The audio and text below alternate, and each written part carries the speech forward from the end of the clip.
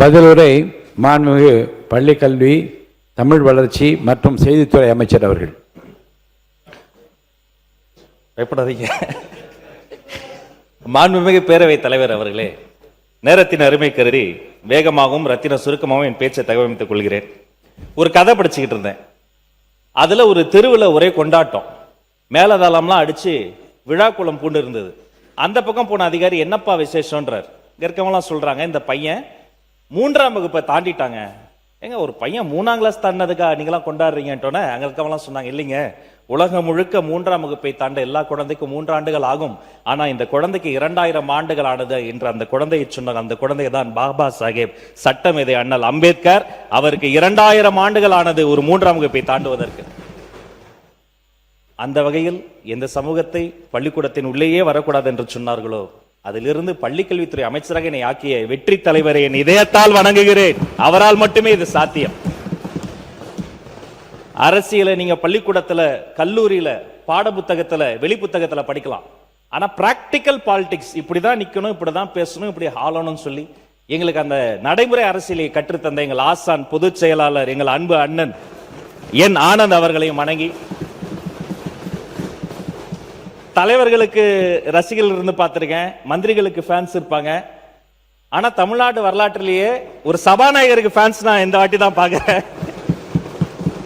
அவரிடம் நான் நிறைய கத்துக்கிறேன். அவரையும் வணங்கி, இங்க அமர்ந்திருக்கிற ஒவ்வொரு அமைச்சர்களும் என்னுடைய சகோதரர்கள். நான் உண்ணும் உணவில் இவர்களின் உப்பு இருக்கிறது. இங்க இருக்கிற ஒவ்வொரு சட்டமன்ற உறுப்பினர்களும் என் சகோதர சகோதரிகள். இங்க அமரவில்லை என்றாலும் என் கழகத்தின் ஒவ்வொரு மாவட்ட செயலாளர்களும் எங்களுடைய போர்ப்படை தளபதிகள். நாங்க எல்லாரும் வெளியில தெரிகிறோம்.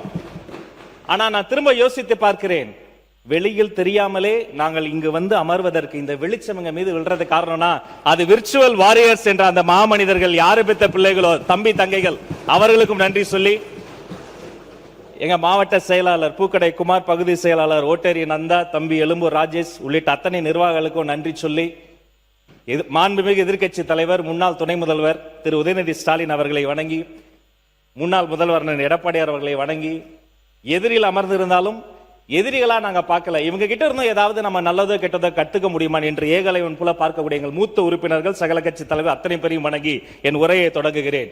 இது எனது அறிமுக உரை. எது கல்வி, அங்கதான் என்னுடைய மானிய கோரிக்கையை நான் வந்து தகவமைக்கிறேன்.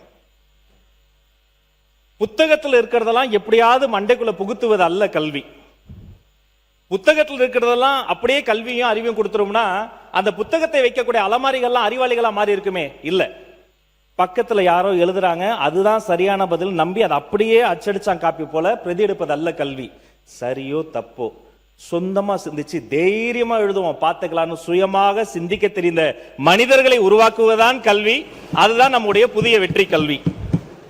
அப்ப இது எங்க இருந்து தொடங்கலாம் அப்படின்னு நாங்க சொல்கிற போது, கரிக்குலம், பாடத்திட்டங்கள்.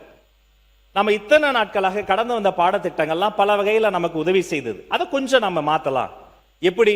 டெக்ஸ்ட் புக்னு சொல்லும் போது அதுல எழுத்து அதிகமா இருக்கும். எழுத்து கூட்டி சில குழந்தை படிக்கும், ஒரு குழந்தை வேகமா படிக்கும், ஒரு குழந்தை ஸ்லோவா படிக்கும், ஒரு குழந்தையில தூக்க முடியும், தூக்க முடியாது. ஒன்று போல் ஒலிக்கும் ஓசைகள் குழப்பத்தை ஏற்படுத்தும்.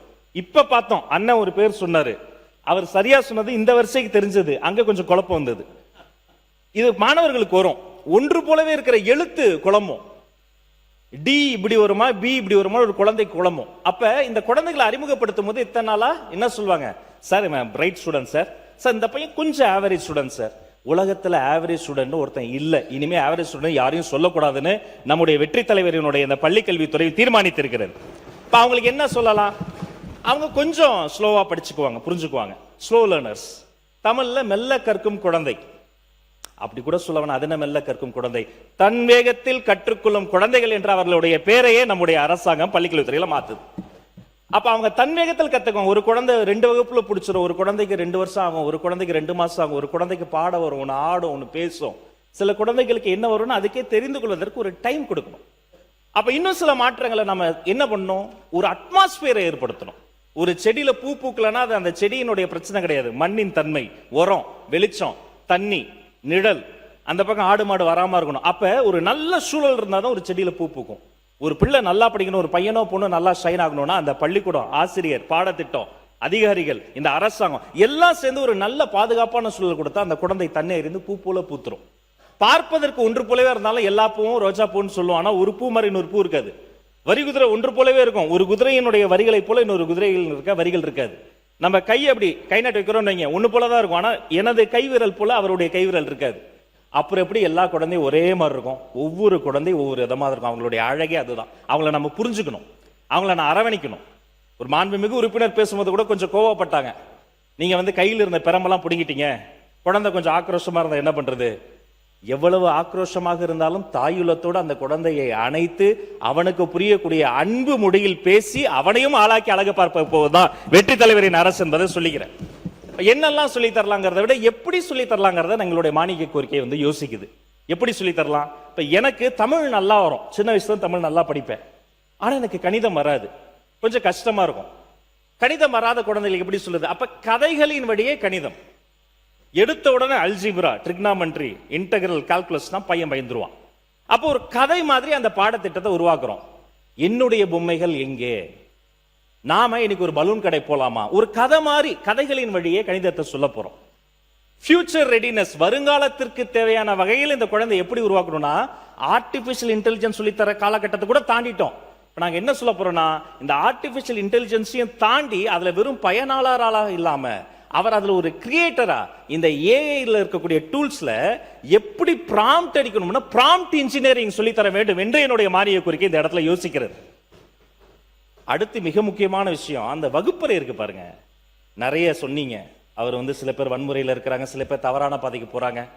ஒரு பிரச்சனை அப்போ ஒரு வீடியோ வந்தது, எங்க முதல்வர் என்னை கூப்பிட்டு பேசும்போது நான் உடனே ஐயா இந்த தலைமை ஆசிரியர் இந்த நடவடிக்கை எடுத்து இந்த ஆசிரியர் இப்படி மாத்திட்டேன், நான் எடுத்த நடவடிக்கை எல்லாம் கடன்னு சொல்லிக்கிட்டே போனேன். அவர் இடையில நிறுத்தி ஒன்னே ஒன்று சொன்னாரு. அன்னியிலிருந்து நான் சிந்திக்கிற விதமே மாறிடுச்சு. அவர் சொன்னாரு, எஸ் இந்த ஸ்டூடெண்ட்ஸ் தப்பு பண்ணியிருக்கிறாங்க, ஆனா இவங்க அக்யூஸ்டு கிடையாது, அவங்க விக்டிம்ஸ் அப்படின்னாரு. ஒரு குழந்தை வன்முறை செய்யறானோ, தப்பான பாதைக்கு போறானோ, அவரை நம்ம அக்யூஸ்டா பார்க்காம, அவரை குற்றவாளியாக பார்க்காமல், ஏதோ ஒரு சூழல், குடும்ப சூழல், புற சூழல், சமூக சூழல்ல அவரை விக்டிமாக பார்க்க வேண்டும் என்ற ஒரு கண்ணோட்டத்தை பார்க்கணும். அதுல இருந்து எப்படி தடுக்கிறது? முதல் விஷயம் பிடி பீரியட் தான். இனி தமிழ்நாட்டில் அரசு பள்ளிகளில் எந்த பள்ளியிலும் ஒரு பிடி பீரியட் கூட கட் செய்யக்கூடாது என்பதை தீர்மானமாக இந்த அரசாங்கம் முடிவெடுத்திருக்கிறது.